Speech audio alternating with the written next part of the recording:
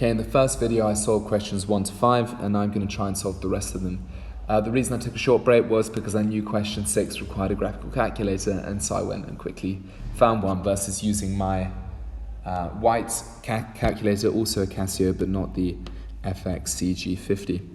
So this one here definitely requires a calculator for those 6 marks. If it were non-calculator, I mean, that could be worth 20 marks. It is still doable, but it's just a lot of work. And in fact, I don't even think part C is doable because you're using differentiation, integration by parts, which you haven't learned. You've only learned differentiation by parts. So what you're going to use is, although you could do it with your normal display screen and then clicking the calculus button and then differentiating, that doesn't work because you have to input a specific value for t or for x. Whereas in our case, we don't have that. But what we're going to look at in the question is the significant points on this graph that tell us those different areas. So find the value of t1 when the acceleration is 0. Well, if you think closely about the definition of acceleration that we have and that we learned in kinematics, we know that the acceleration of t is equal to the differential of v with respect to time, or the velocity, and we know that that has to be equal to 0. So what we're looking for is a turning point on this graph. So if you look just visually, there's a turning point here, and I'm going to assume that that is my t1. This is also a turning point, but it's the second one in our period from 0 to 4 pi. So that's really what we're looking for. And so we're going to use our calculator, and we're going to use the graphing function, and then under y1 you can type down this equation of this curve here. After that, and you've written it down, I've already done this just now, just click the F6 button, and then that should give you a nice drawing of the curve. It actually, looking at my graph, continues down like that, but we don't need to worry about this bit, and then it continues on.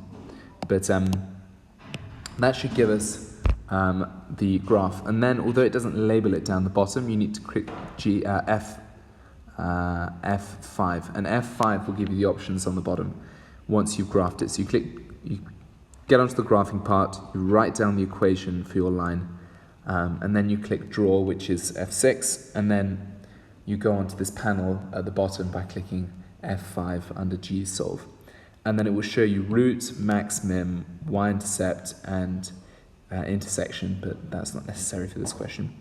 So the first part that we want to find out is what this point here is, and we know that there's a maximum, and so we can just click our max button, F2, and it should give us, go away, no, exit, it should give us the point, and so what I get as a coordinate for that point is I get t equal to 0.39479 ... which is just the same as 0.395. So 3 significant figures. Part B, find the value of t2. Well, the second time it's instantaneously at rest. Instantaneously at rest implies that v of t must be equal to 0. So looking at our graph, that there means it's instantaneously at rest, and that does as well. So I'm going to assume that there is my t2 because it's the second time that it's instantaneously at rest. And so looking at my function again, I can click on F5 again on my calculator, and then click F1, which is roots. And it will give me the first one, minus 1.57 is what it's giving me here. But then you've got to click along, you've got to use the round dial and just click right. It'll give you a next one. So my next one there I get is 4.7123888. And then the one after that, which is, I think, the one we're looking for. Come on.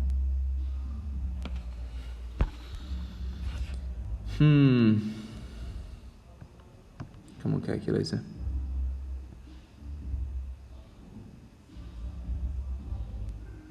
It's kind of glitching on me.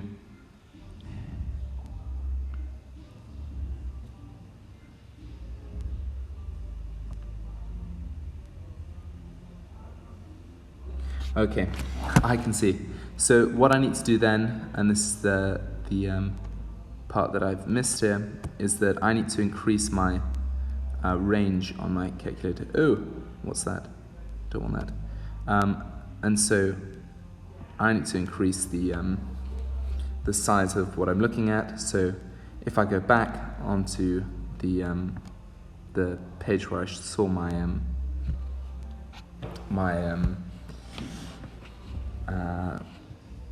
calculator on my graph function, I need to increase the size of the graph that it is showing me.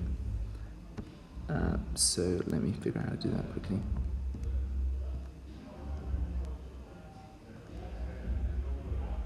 Okay, if you click on F2, you can see that, and it shows your minimum maximum value of x. Well, the maximum value of x I wanted to show is not going to be that. It's going to be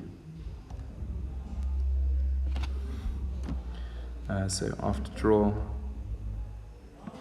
F3, and I want that to be like 100. Okay, execute,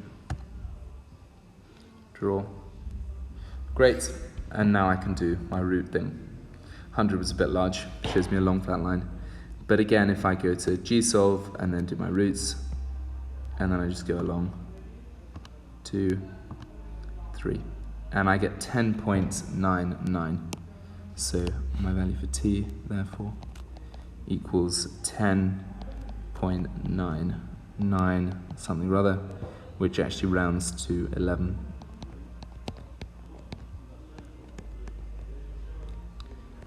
So what I did in that case was that my calculator screen was only showing me this section like that here, but I needed it to show, in order to do the calculation, everything including T2. So I had to increase the domain that it was showing me on my calculator so that I could find that value for T2. And so I get that to be 11. Find the distance traveled between T1 and T2.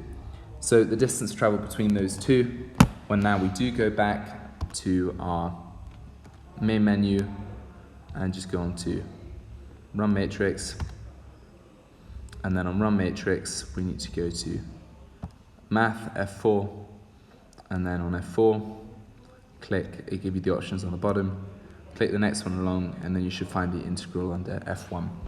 And then you can put down your limits. So my limits that I'm integrating to will be 11 down to 0.395, and then you need to write down your function here. So, oh, come on. Okay, and then let's write in our function. So our function is, because in order to find the distance, sorry, I haven't explained that clearly enough, we need the distance, s of t, displacement, is the integral from T1 to T2 of v of t.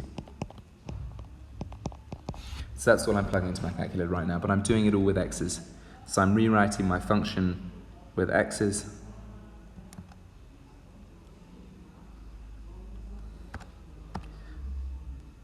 This is a really horrible question because it just takes so much time. Okay, when I did the first 4 questions in under 20 minutes, and now this is probably going to take me 10 alone. Let's write it down.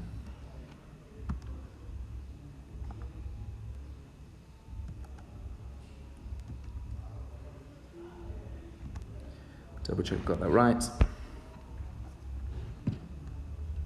And then click execute, and I get 5.24 to the 3 significant figures.